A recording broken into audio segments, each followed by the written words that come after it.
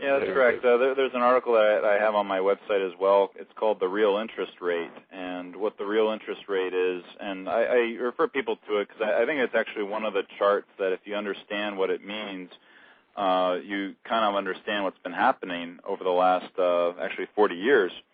And what the real interest rate is I took the Federal Reserve funds rate as a rough approximation for what you would get on, say, like $100 as an interest rate if you put it into a bank and let it earn interest. And I took the numbers for inflation, but I didn't use the government numbers after 1980, since there's been a lot of fraudulent things that they've actually done to it, which is proved out in the article. But when you subtract numbers. Yeah, when you subtract the rate that you would get as an estimate for what's in a savings account minus the inflation rate, you get the real interest rate. So what that means in simple terms is, if you hold dollars in a bank account, they're actually gaining in purchasing power if it's positive. And if it's negative, your dollars, even if they're earning interest in the bank and you're getting more dollars, your purchasing power is dropping, which is really the important thing. And when you look at the chart, it's actually extremely alarming because it actually got it when Paul Volcker was in the Fed around 1980. He actually had interest rates in the country were actually as high as 19%, and inflation was running at about 10%. So the real interest rate was about 9%. And I believe it was 1992. I have to actually check the article, but in 1992 it reached 0. And since then, it's been negative. It's never gone positive after that point. And the chart is like basically a linear drop. And we're at like currently we're at basically -6, -7%. So that's how much purchasing power that you're losing every year to the scourge of inflation. And what I tell people is, that purchasing power isn't actually lost. It's stolen by the government, and it's, you're not actually taxed on it. It's just removed from the purchasing power of the currency. They're using it to run, for instance, our wars currently, I guess in all 3 countries, Iraq, Afghanistan, and Pakistan. They use it for the central bank and for the favoritism to large multinational corporations. You can't acquire wealth. You can acquire some money for a bit, but over time they will definitely take it from you.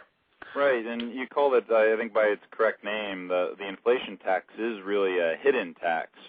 Yeah. And, I think that in terms of like wealth distribution as well, we have that going on there, and, what you have is basically the government taking it and either consuming it itself for its own waste or giving it out to, other parties, whether the multinational corporations that defense companies or the Blackwaters of the world. And, it's really not very healthy. What I tell people is, I walk around, sometimes I have a silver dime on me, sometimes I actually have an old Roman coin. And what I show people, the silver dime, is I tell them, in 1965, this silver dime could buy a loaf of bread. And today, if you took this in and cashed it out, you get like, I think it would be a little bit over $1 and change. And you can still pretty much, even with the price of silver suppressed, you can still get a loaf of bread with that money. So that purchasing power never really dropped. And, how much does it, a loaf of bread, run anywhere from $1 to $3 if you're buying a good one. So yeah, they stopped making silver coins, not because they were out of silver, but because suddenly the coin itself understood that it would soon be worth more than its face value. Right, so absolutely. The metal would be worth more than the coin itself was, and it would create a huge problem. And so they stopped making silver coins.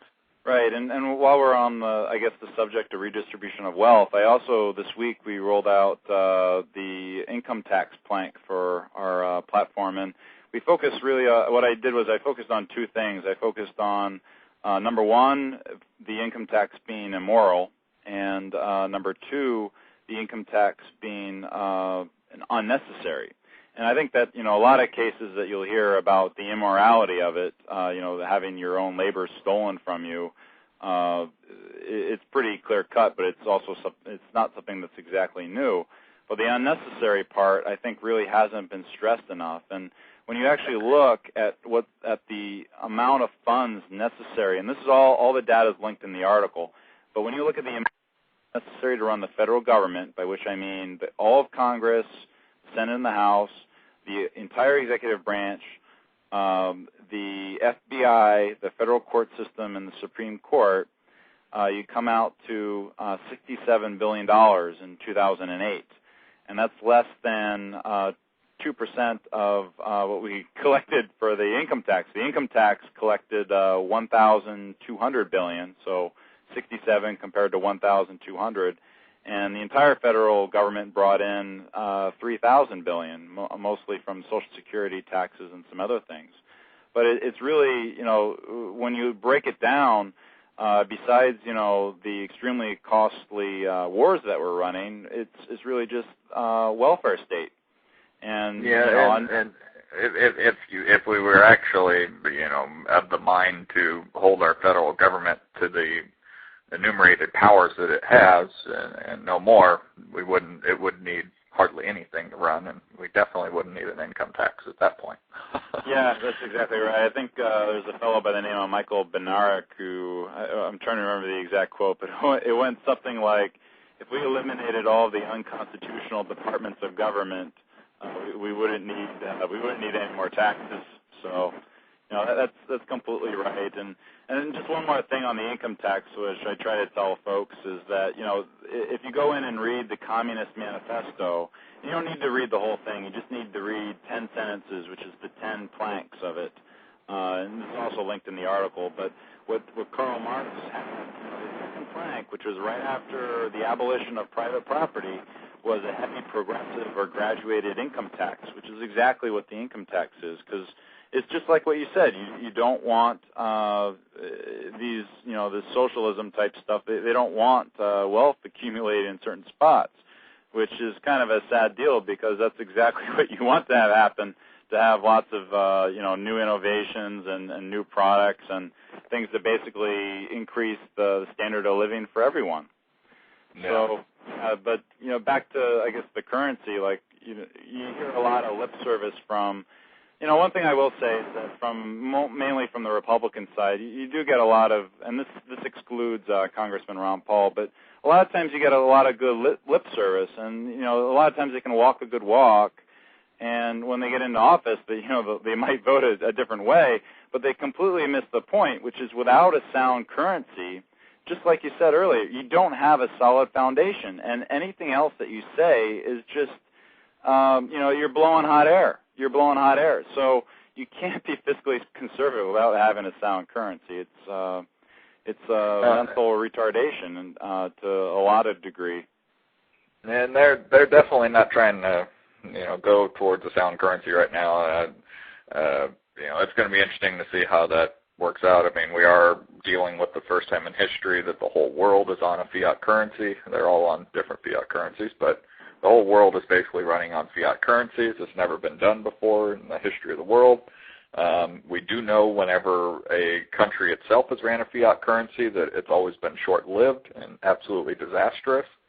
So to extrapolate that out to the whole world is a little scary. I don't know what's going to happen with it, because there's so much manipulation that can go on, and you can play with numbers forever.